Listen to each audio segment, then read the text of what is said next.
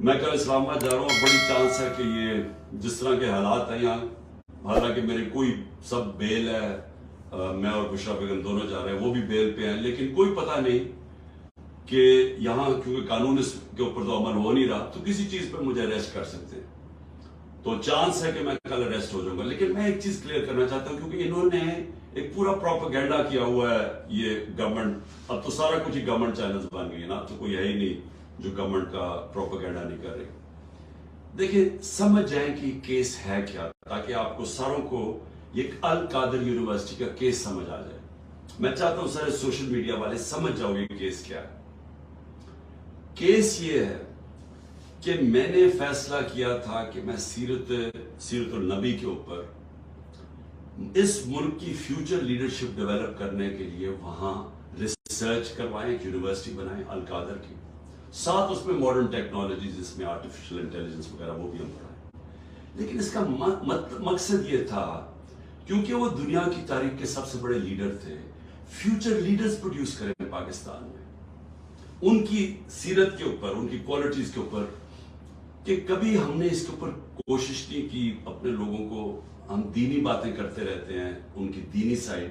لیکن ان کی زندگی، ان کی جو سنت ہے اس کو عمل میں لانے کی کوشش نہیں کرتے۔ تو یہ مقصد تھا اس یونیورسٹی کا۔ اس کے لیے ملک ریاض نے کہا میں اسپانسر کرتا ہوں اس کو۔ یہ 2000 یہ یاد رکھیں اپڈیٹس، دسمبر 2018 میں یہ ساری اس کی زمین خریدی گئی۔ مئی کے اندر میں نے اس کی اوپننگ کی، اس کی گراؤنڈ بریکنگ کی، مئی 2019 میں، یہ ڈیٹس یاد رکھیں۔ اس کے ٹرسٹ ڈیڈ میں واضح لکھا ہوا ہے کہ جو ٹرسٹیز ہیں، جو میں ہوں اور جو بشرا بیگم کیوں؟ کیونکہ ان کی بڑا اسٹڈی ہے سیرت نبی پہ، ان کا انٹرسٹ ہے۔ تو عموماً ٹرسٹیز وہ ہوتے ہیں جن کو کسی چیز میں ٹرسٹ ہوتا ہے، مثلا بچے کئیوں کے ڈسیبلڈ ہوتے ہیں، وہ ڈسیبلڈ انسٹیٹیوشنز میں انٹرسٹڈ ہو جاتے ہیں، یعنی خیراتی ادارے ایسے چلتے ہیں، تو وہ ٹرسٹی بن گئے۔ اس ڈیڈ کے اندر لکھا ہوا ہے کہ ٹرسٹیز کو کسی قسم کا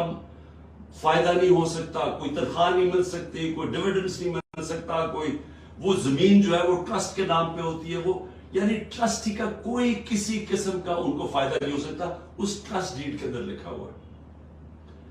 اب اس کے بعد دسمبر کے اندر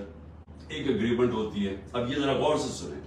یہ مئی میں اس کی اوپننگ ہو جاتی ہے، بلڈنگ بننی شروع ہو جاتی ہے، جو بھی پیسہ آتا ہے وہ سارا بلڈنگ میں سب اکاؤنٹڈ ہے، وہ ٹرسٹ چلا رہا ہے، وہ ٹرسٹ کے اکاؤنٹس ہیں، آڈٹ ہیں، سب کچھ اویلیبل ہے نیب کے پاس۔ اب ہوتا کیا ہے کہ دسمبر کے اندر ایک اگریمنٹ سائن ہوتی ہے ملک ریاض کی اور انگلینڈ کا، جس کو NCA کہتے ہیں، ان کا ایک ادارہ ہوتا ہے انگلینڈ کے اندر، اس کے بیچ میں اگریمنٹ سائن ہوتی ہے۔ انہوں نے ملک ریاض کے اکاؤنٹس فریز کیے ہوتے ہیں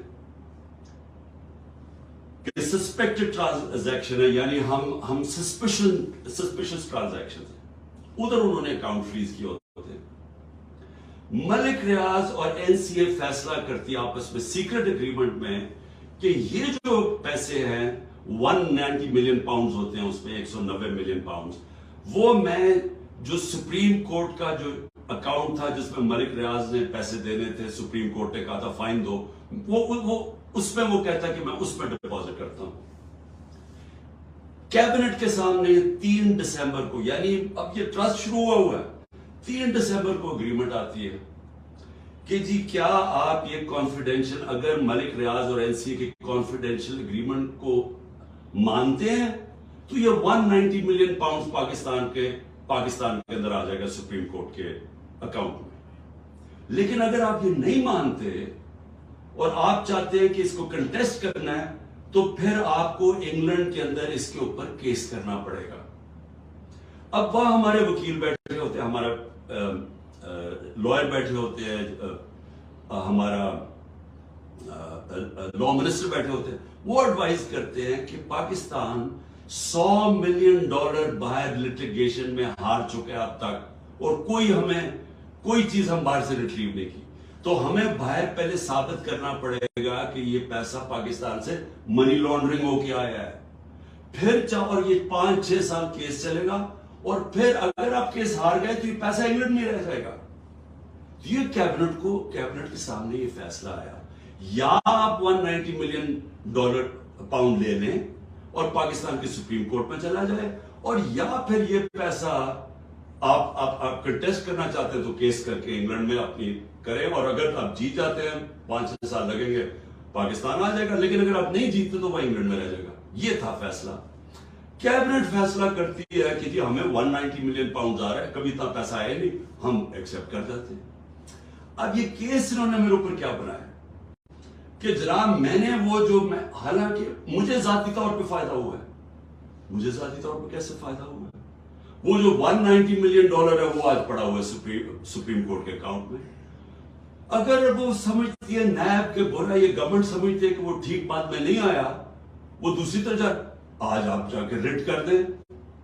آپ نیب ریٹ کر دیں سپریم کورٹ میں کہ یہ پیسہ دوسری بات میں لے آئے، وہ پیسہ تو پاکستان آ گیا نا، اور مجھے اس سے کیا فائدہ ہوا ہے؟ اور دوسری طرف کہ القادر یونیورسٹی سے مجھے کوئی فائدہ ہوا ہے؟ القادر کے سارے اکاؤنٹس آپ کے پاس پڑے ہیں،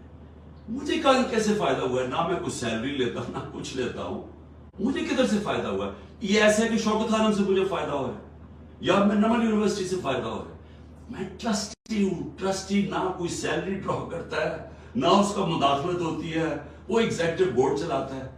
یہ ہے کیس جس پہ مجھے انہوں نے وہاں سے اغوا کر کے رینجرز نے پکڑ کے اٹھا کے لے گئے تھے۔ یہ ہے وہ کیس